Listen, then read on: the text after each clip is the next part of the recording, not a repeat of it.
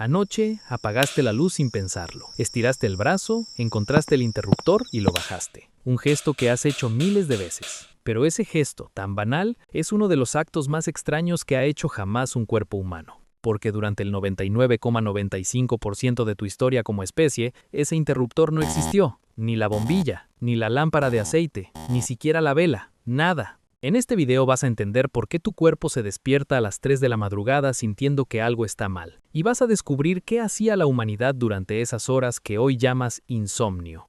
Mi nombre es Vestigio. Y esto es lo que hacíamos en la noche, antes de que la noche dejara de ser nuestra. Imagínate hace 400.000 años. Un grupo pequeño, tal vez 30 personas, en algún lugar de lo que hoy es Europa o África, cae el sol. Para cualquier otro animal del planeta, eso significa una de dos cosas. O duermes escondido o te conviertes en presa. Pero estos homínidos, nuestros antepasados directos, hicieron algo que ningún otro ser vivo había logrado antes. Domesticaron el sol, lo arrancaron del cielo, lo metieron en un círculo de piedras y lo encendieron a voluntad. El fuego no fue solo una herramienta para cocinar o calentarse. Fue, literalmente, un escudo contra el universo. Un radio de unos 10 metros donde por primera vez en la evolución, un primate podía sentarse de noche sin morir. 10 metros donde los depredadores no se atrevían a entrar. 10 metros donde, mientras todo el resto del planeta se sumergía en la lucha primitiva por sobrevivir, un grupo de humanos hacía algo nuevo, algo que jamás había ocurrido en la historia de la vida en la Tierra. Hablaba. La antropóloga Polly Wisner estudió esto con detalle hace una década. Pasó años observando a los Yuhuansi, un pueblo del Kalahari, que aún conserva tradiciones cazadoras-recolectoras antiquísimas, y encontró algo fascinante. Durante el día, alrededor de la fogata diurna, las conversaciones eran casi todas prácticas. ¿Dónde está el agua? ¿Quién hizo qué? ¿Cómo dividir la comida? ¿Quién está enojado con quién? Cosas operativas, resolución de problemas, discusiones sobre territorio y jerarquía. Pero cuando caía la noche y el mismo grupo se reunía alrededor del mismo fuego, algo cambiaba. La conversación se transformaba. De pronto se hablaba de espíritus, de ancestros muertos, de viajes a tierras lejanas, de seres que nunca existieron pero que enseñaban algo importante. El 80% de las conversaciones nocturnas eran esencialmente narraciones. Historias que se transmitían de generación en generación, modificándose un poco cada noche, perfeccionándose con el tiempo. La voz humana, calentada por el fuego, descubrió que podía hacer algo más que pedir y advertir. Podía imaginar.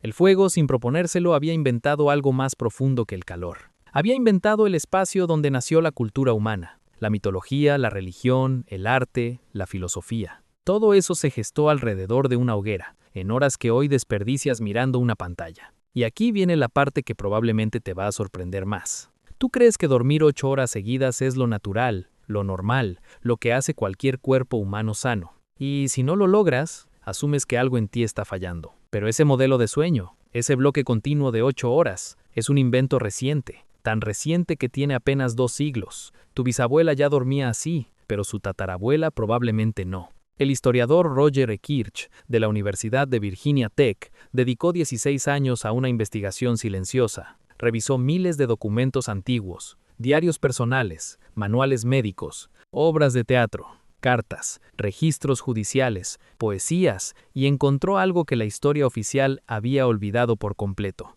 Antes del siglo XIX, los humanos no dormían 8 horas seguidas. Dormían en 2 turnos. 2. Era tan común, tan obvio para todos, que la gente ni siquiera lo nombraba como algo especial. Simplemente decían el primer sueño y el segundo sueño. Funcionaba así. Después de cenar, cuando caía la oscuridad real, la gente se acostaba. Dormía profundamente unas 3 o 4 horas. Eso era el primer sueño. Hacia la medianoche, el cuerpo despertaba solo. No con ansiedad, no con pánico, no con la sensación de que el día se estaba arruinando, simplemente despertaba y permanecía despierto, en una vigilia tranquila durante 1 o 2 horas. Después volvía a acostarse, dormía otras 3 o 4 horas y se levantaba con el alba. Eso era el segundo sueño. Esta no era una rareza de algunos. Era el patrón universal de la humanidad. En Inglaterra, en Francia, en Italia, en África, en Asia. Lo encontraron por todas partes los antropólogos cuando empezaron a buscarlo. La humanidad entera dormía en 2 tandas, separadas por una pausa. Y aquí está lo más interesante. ¿Qué hacía la gente en esa pausa entre los 2 sueños?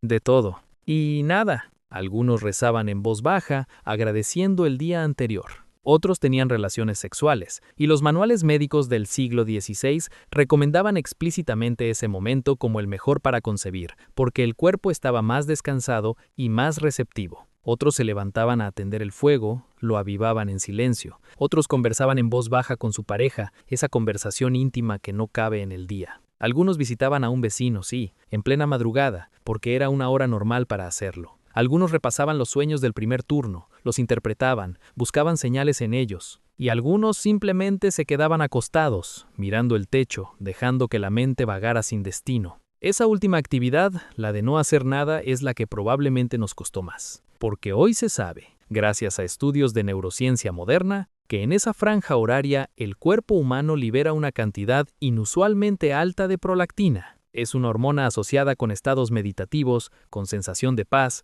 con la integración inconsciente de experiencias del día. La gente, sin saberlo, estaba en un estado de calma neuroquímica que hoy solo logran monjes con décadas de práctica. Una hora gratis de meditación profunda todas las noches durante toda su vida. Una farmacia interna que se activaba sola, sin necesidad de aplicaciones ni de cursos. Esa hora no tenía un nombre formal, pero algunos investigadores hoy la llaman, con cierta poesía, la vigilia, el periodo en que estabas despierto sin estar haciendo nada, despierto sin tener nada que resolver, despierto sin una pantalla, sin un trabajo pendiente, sin una notificación, solo despierto, contigo mismo. Para tu cuerpo, esa hora no era un problema, era el centro emocional de la noche. Era el momento donde se procesaba lo vivido, donde se gestaban decisiones importantes, donde se escuchaba lo que el día no dejaba escuchar. Era, en cierto modo, la hora más humana de las 24. A principios de los años 90, un investigador llamado Thomas Ver, del Instituto Nacional de Salud Mental de Estados Unidos,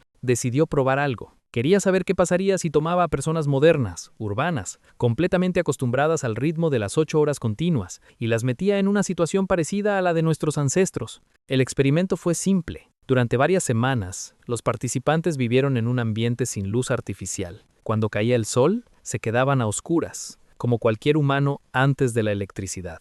No podían hacer nada más que esperar el amanecer. 14 horas seguidas de oscuridad cada noche, sin libros iluminados, sin pantallas, sin nada. Las primeras noches, los participantes hicieron lo que tú harías. Durmieron sus 8 horas habituales y pasaron el resto del tiempo aburridos, esperando. Pero después, algo extraordinario ocurrió. Sin que nadie les dijera nada, sin manipulación, sin sugestión, sus cuerpos empezaron a cambiar de patrón espontáneamente. A las pocas semanas, todos dormían de la misma manera. 4 horas, vigilia tranquila de 1 a 2 horas, otras 4 horas de sueño. El cuerpo humano, después de 200 años de adaptación forzada al sueño continuo, recordó. En cuestión de semanas, sin oscuridad ni pantallas, recuperó el patrón ancestral, como si nunca lo hubiera olvidado del todo, como si hubiera estado esperando todo este tiempo a que alguien apagara la luz. Entonces, ¿qué pasó? ¿Por qué dejamos de dormir así? La respuesta no es médica, es industrial. En el siglo XIX las fábricas necesitaban trabajadores con horarios fijos, sincronizados con la sirena del turno. La luz a gas primero, y la eléctrica después, hicieron posible alargar el día artificialmente. Los manuales de salud empezaron a recomendar dormir de un tirón, como un signo de buena higiene moderna. Despertar en la madrugada empezó a ser visto como un síntoma de debilidad, de mente desordenada, de falta de disciplina. En menos de 3 generaciones, una práctica de cientos de miles de años fue borrada de la memoria colectiva, y con ella, esa hora silenciosa entre 2 sueños. Y ahora pensemos en ti. Si alguna vez te has despertado a las 3 de la madrugada, completamente alerta, sin razón aparente, mirando el techo y sintiendo que tu cuerpo te está traicionando. Si alguna vez has buscado en internet por qué me despierto en la madrugada temiendo que sea ansiedad, depresión, estrés o algo peor, si alguna vez has sentido culpa por no poder dormir corrido como supuestamente hace todo el mundo, si alguna vez has tomado pastillas para forzar al cuerpo a hacer algo que no quiere hacer, quizá no estás roto, quizá no tienes insomnio en el sentido patológico de la palabra.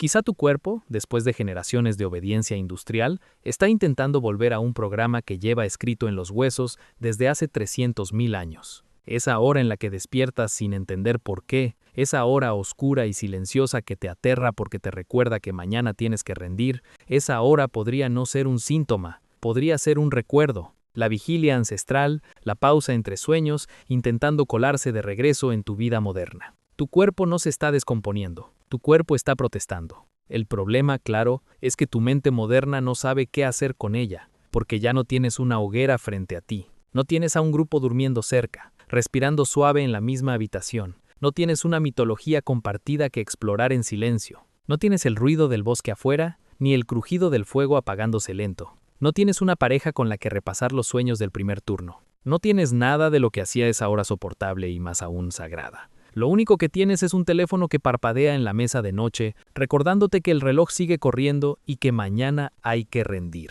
Y entonces lo agarras, y la luz azul te despierta del todo. Y a las 5 de la mañana, cuando deberías estar entrando en el segundo sueño profundo, ya no logras volver a dormir, y te levantas roto, y culpas a tu cuerpo por algo que tu cuerpo lleva milenios haciendo bien. Y vas al trabajo arrastrándote, pensando que algo en ti está fallando, cuando en realidad lo único que está fallando es el modelo industrial que te enseñaron a obedecer. Lo aprendiste de tus padres, que lo aprendieron de los suyos, y nadie se detuvo nunca a preguntarse de dónde había salido esa regla. Hay algo casi cómico en todo esto si uno lo piensa con distancia. La civilización entera se construyó alrededor de la idea de que conquistamos la noche, que la luz artificial fue uno de nuestros mayores logros, que dejamos atrás la oscuridad ancestral para entrar en la modernidad luminosa. Y resulta que todo lo que hicimos fue domesticar a la mitad de nuestro propio cuerpo. La mitad que despertaba a la medianoche para soñar despierta. La mitad que sabía estar quieta. La mitad que no necesitaba estímulo para sentirse viva. La mitad que entendía la oscuridad como una compañera, no como una amenaza. La mitad que, durante 15.000 generaciones, supo qué hacer con el silencio. Esta noche, cuando estires el brazo y encuentres el interruptor con la yema del dedo, piensa por un segundo en lo que estás apagando. No estás apagando una luz. Estás cerrando, una vez más, una puerta que tu cuerpo lleva 300.000 años intentando abrir.